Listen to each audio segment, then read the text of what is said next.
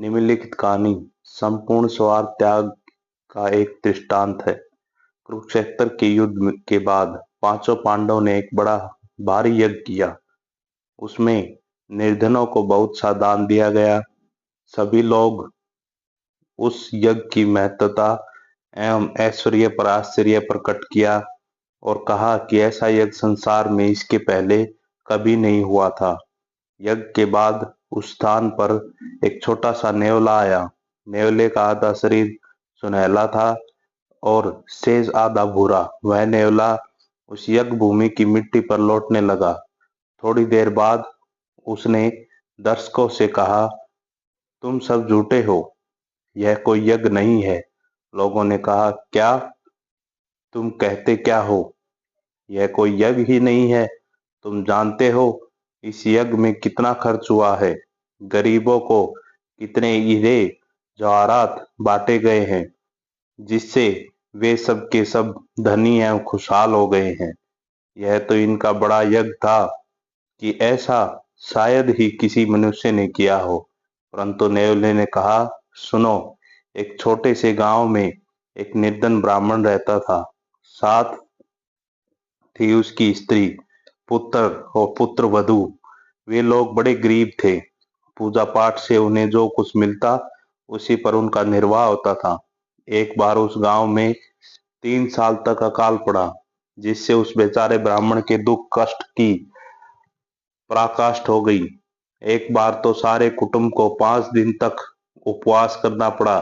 छठे दिन वह ब्राह्मण भाग्यवश कहीं से थोड़ा सा जौ का आटा ले आया। उस आटे के 4 भाग किए गए। उन्होंने उसकी रोटी बनाई और जो ही वे उसे खाने बैठे कि किसी ने दरवाजे पर खटखटाया। पिता ने उठकर दरवाजा खोला तो देखते हैं कि बाहर एक अतिथि खड़ा है। भारतवर्ष में अतिथि बड़ा पवित्र माना जाता है। वह तो उस समय के लिए नारायण ही समझा जाता है और उसके साथ तद्रूप व्यवहार भी किया जाता है। अतएव उस गरीब ब्राह्मण ने कहा, महाराज पधारिए, आपका स्वागत है। और उसने अतिथि के सामने अपना भाग रख दिया। अतिथि उसे जल्द ही खा गया और बोला, अरे आपने तो मुझे और भी मार डाला। मैं 10 दिन का भूखा हूँ और भोजन के इस छोटे टुकड़े ने तो मेरी भूख और भी बढ़ा दी। तब स्त्री ने अपने पति से कहा, आप मेरा भी भाग दे दीजिए। पति ने कहा, नहीं, ऐसा नहीं होगा। परंतु स्त्री अपनी बात पर अड़ी रही और कहा, यह बेचारा गरीब भूखा है, हमारे यहाँ आया है। गृहस्थ की हैसियत से हमारा यह धर्म है कि हम उसे भोजन कराएं और यह देखकर कि आप उसे अधिक नहीं दे सकते, पत्नी ने के नाते मेरा यह कर्तव्य है कि मैं उसे अपना भी भाग दे दूं।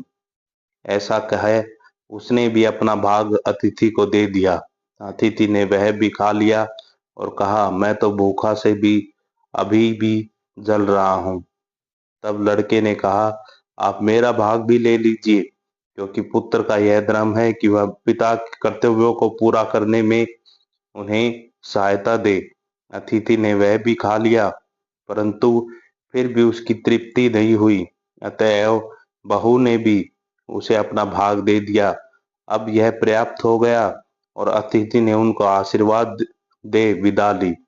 उसी रात वे चारों बेचारे भूख से पीड़ित हो मर गए। उस आटे के कुछ कण इधर उधर जमीन पर बिखर गए थे और जब मैंने उन पर लोट लगाई तो मेरा आधा शरीर सुनहला हो गया, जैसा कि तुम अभी देख ही रहे हो। उस समय से मैं संसार भर में भ्रमण कर रहा हूँ और चाहता हूँ कि किसी दूसरी जगह भी मुझे ऐसा ही यज्ञ देखने को मिले, परंतु वैसा यज्ञ मुझे कहीं देखने को नहीं मिला। मेरा शेष आधा शरीर किसी दूसरी जगह सुनहला हो उसका, इसलिए तो कहता हूँ कि यह कोई यज्ञ ही नहीं है। त्याग का यह भाव भारतवर्ष में धीरे धीरे लुप्त होता जा रहा है। महानुभाव व्यक्तियों की संख्या धीरे धीरे कम होती जा रही है। जब बचपन में मैंने अंग्रेजी पढ़ना प्रारंभ किया था, उस समय मैंने एक अंग्रेजी की पुस्तक पढ़ी जिसमें एक ऐसे कर्तव्य परायण बालक का वर्णन था जिसने काम करके जो कुछ उपार्जन किया, उसका कुछ भाग अपनी वृद्ध माता को दे दिया था। उस बालक के इस कृत्य की प्रशंसा पुस्तक के 3-4 पृष्ठों में की गई थी, परंतु इसमें कौन सा असाधारण तत्व है? कोई भी हिंदू बालक उस कहानी की नीति शिक्षा को नहीं समझ सकता, और मुझे भी उसका महत्व आज ही समझ में आ रहा है, जब मैं इस पश्चिमी रिवाज को सुनता तथा देखता हूँ कि यहाँ प्रत्येक मनुष्य अपने अपने लिए ही है। इस देश में ऐसे भी लोग अनेक हैं जो सब कुछ अपने ही लिए रख लेते हैं, उनके माता पिता, स्त्री और बच्चों की फिर चाहे जैसी दशा क्यों न हो। एक गृहस्थ का ऐसा आदर्श तो कदापि न होना चाहिए। अब तुमने देखा कर्म योग का अर्थ क्या है। उसका अर्थ है मौत के मुंह में भी बिना तर्क वितर्क के सबकी सहायता करना। भले ही तुम लाखों बार ठगे जाओ, पर मुंह से एक बात तक न निकालो। और तुम जो कुछ भले कार्य कर रहे हो, उनके संबंध में सोचो तक नहीं। निर्धन के प्रति किए गए उपकार पर गर्व मत करो, और न उससे कृतज्ञता की आशा रखो, बल्कि उल्टे तुम ही उसके कृतज्ञ हो, यह सोचकर कि उसने तुम्हें दान देने के का एक अवसर दिया है। अतः यह स्पष्ट है कि एक आदर्श सन्यासी होने की अपेक्षा एक आदर्श गृहस्थ होना अधिक कठिन है। यथार्थ कर्म में जीवन, यथार्थ त्याग में जीवन की अपेक्षा यदि अधिक कठिन नहीं है, तो कम से कम उसके बराबर कठिन तो अवश्य है। इस अध्याय को हम यहीं पूर्ण विराम देते हैं।